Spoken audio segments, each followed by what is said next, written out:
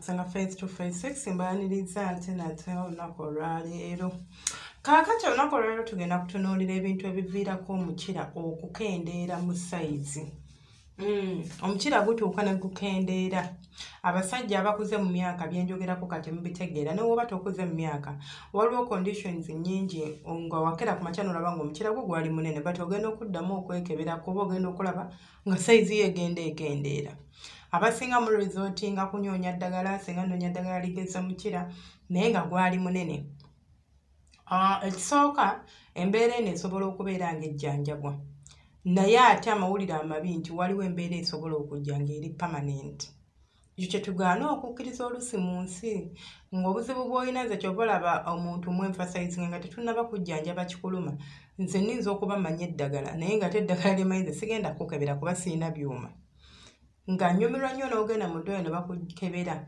Singa abasawo bagamba nti embeera yo erinza okuba nga tesobola kubeera treated, at least omanya nti mpadaawaddako n'otayonoona nnyo ssente zo. Abasajja ebimu ku bintu byemusinga okutya kasolo kendeera, maanyi ga kisajja kugenda, mukira kufuuka mutini oba kubeera nga teguli wiiki waliwo omukira ogubeerawo ng'omusajja ayima naye nga tegulina maanyi ogwo tujja gwogerako byagwo.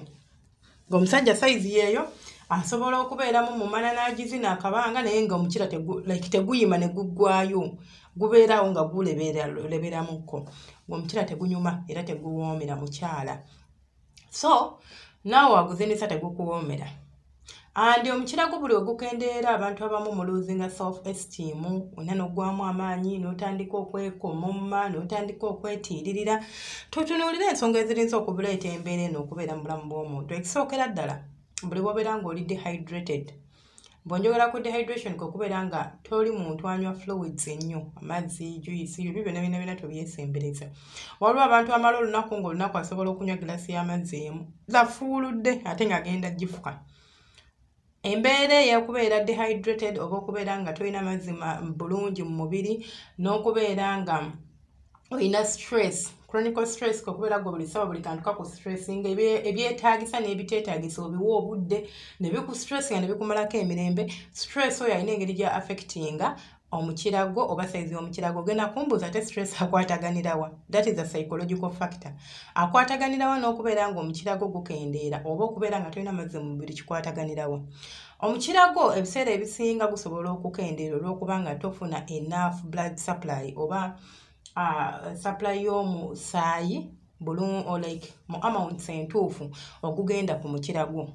Kitegeeza supply y'omusaayi yeerimitinga oba ebeera nti kikuviiramu okubeera nga weesanga nga sayizi yo ekendeera. Point yaffe namba 2 emyaka. Omuntu bw'oba okula ogejja naye bw'ogenda okaddiwa era olaba nti omuntu ne waba yali munene agenda n'ayiikayiika omubiri. Ennyama erina engeri gye yeesikamukko. Muscles zikaddiwa, ffenna tukaddiwa like it's a process of growth. Okaddiwa olaba naye ogubawa muti gusobola okukaddiwa ne gutuuka nga gwakoma tegukyakula olusi guli awo olusi ne guggwa bwe bityo. So n'abusajja bwo bwe butyo bwe buli nti nabo bukula naye as you grow old otuuka sayizi yo n'ekendeera. Olusi n'omera enkanyanya n'omukira gumera enkanyanya basweet. Kati n'oyima nga sayizi si eri gye wali oyina but tekiyinza kubeera nga kikuteeka ku mbeera. Abasajja abamu mukyeraliikidde but that is part of us. Ffenna tukula, it's part of growth. Kiringa okuba n'omuwala ng'anyirira n'oloboozi agenda kubeera bw'ati olubeerera akula. Luli omukwana ebbere ettutu lijja kugwa. Ayagala tayagala ne bw'atazaala lijja kugwa mpozi ng'agenda kukola implant. Balina bye bagateekamu ne libeera awo nga terina gye lidda. Baba sikyagenda okukola ng'agenda ku following process eno entuufu gye tutambuliramu tebalijja kugwa mukwano. Ekintu ekyakya tugenda okutunuulira ate nno kankubuulire by the way nga sinaba nagendayo eyo. Omusajja bw'ogenda okula n'amaanyi g'omu kisenge gakendeera. Era abasajja abakulukulu mu myaka bino byenjogerako mubimanyi nti mufeesinga nnyo ekizibu ky'amaanyi. Gabula n'otuuka olusi abamu n'obusolo ne bufiira ddala nga tekakyakola. Myaka nga gigenderedde. Then embeera endala gye tugenda okutunuulira omugejjo. Abasajja omugejjo mwerwaneko. Ebiseera ebisinga ndowooza kaŋŋambe 8 abasajja abanene abo balina obuntu bwe tebulinga bwaba bebi omugejjo gulina engeri gye gusikamu omukira gw'omusajja simanyi lwaki sikitegeera andi n'ekizibu ekiriwo nti oliiza n'okusala okutuuka n'osala omubiri ogwo munnange omukira ne gugaana okudda ne gugaana ne gulemerayo so omugejjo ogwo oba ng'olaba nti ogenderera mwefeeko totunula butunuzi gamba nti unless ng'omugejjo gw'olina nti gujja lwa mbeera ya bulwadde there is nothing you can do about it ekyo kitegeerekeka naye bw'oba ng'olina ky'osobola okukola ku mbeera eyo mukwano tokkiriza kugejja omugejjo gukendeereza ddala omukira gwo ne gubeera nga gufuukira ddala ng'ak'omwana omutonze nkubulya ne kabeera eri munda so mwefeeko mubeere nga musobola tulisita okubeera nga mwenyubirizaamu ogw'omugejjo teguliiko myaka okumanya teguliiko mwaka ne waba mwana nga muto era omulaba nti otuntu tuli kuli bwe tuti twonna tuli eri munda bwe tuti so omugejjo si mulungi mu basajja mwefeeko mugenda ne mwerabira nawooza nti nkola lubuto osobola dukola n'omukira gwo n'ogumaintaininga ng'oli munene ekisaanidde naye waliwo abagejja ebintu ebitiisa nga naye waliwo abantu nga bo munene ne babeera banene basigaza emikira gyabwe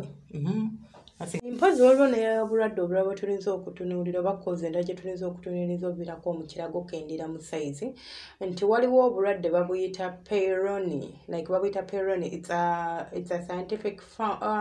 it's a scientific name ey'obwo obulwadde naye obulwadde bunene butera kukwata tissue oba connective tissue y'obusajja bwo bw'oba obuyina oba engeri gy'osobola obutegeeramu nti bw'oyima omukira gwo gukyama si buli omuntu alina omukira ogukyamye nti kitegeeza alina obulwadde obwo munkwate bulungi naye bubeera omukira gwo okukyama gubeera accompanied n'obulumi nti bw'oyima ofuna painful erection nti ofuna obulumi obwo obw'amaanyi kubanga omuntu yenna ali nnomo tolina kufuna bulumi nga oyimye ekyo kyova olaba mbagamba nnyo nti waliwo ebintu by'essiraamu obulwadde nno buno bulinza n'okuviirako okubeera ng'ofuna obulwadde bw'okubeera nga watomerwa endiga nga tokyasobola kuyima era bw'oba ng'olina embeera gy'ofuna ng'oyimye n'ofuna obulumi era nze omuntu nga senga nyima ofuna obulumi genda mu ddwaliro tobuuza nabuuza senga tobuuza nabuuza anko tobuuza nabuuza kojja mu ddwaliro straight away onnyonnyole nga ekiwundu tekinnaba kukola ki kusamba ddagala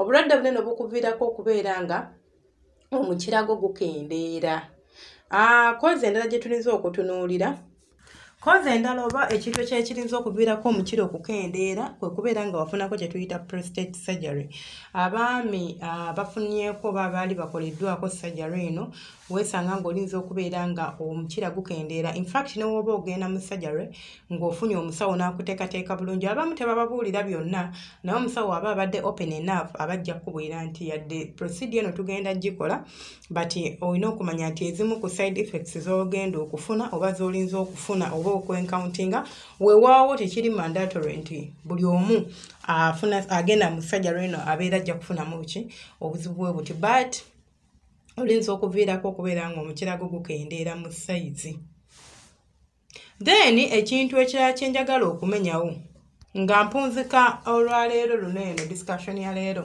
oba nga mpunzika video yange nti waliwo abantu adde bambuuza ekibuuzo nti senga okwemazisa kuleetera okubeera ng'omuntu omukira gwe gukendeera nedda mukwano research gwenkola oba gwenkoze okunoonyereza kwembaddemu siina wenkizudde and it's never proven there is nothing like linked to masturbation kakati masturbation lwaki aba akendeeza omukira gwo masturbation alinza okukendeeza omusino gw'omukyala kituufu ne guggwerera kuba ogukuutiriza naye omukira gw'omusajja nti masturbation aguleetera okushrinking oba okukendeera eyo myth nga bola bwe boogera ebintu mbusimanya bwe bakusala simanya ogenda kubeera nga simanya amaanyi g'ekisajja gagenda ebyo byonna it's just myths in fact tujja coveringa video eyo era ayagala okumanya ebisingako awo nga tonna subscribing obeere ng'otwegattako gwe subscribing edda webale kubanga weekuumira kusenga face to face 6 nkwagala nnyo omukama akunkuumire ate era akunjagalire byonjagala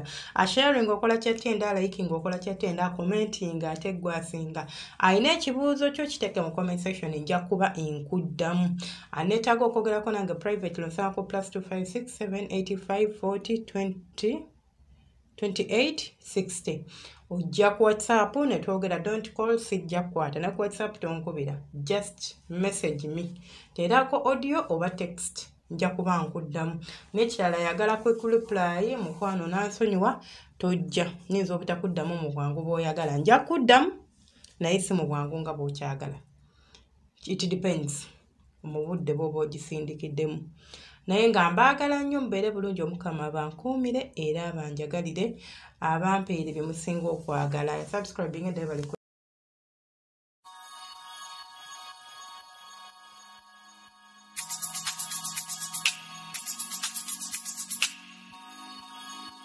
Yeah.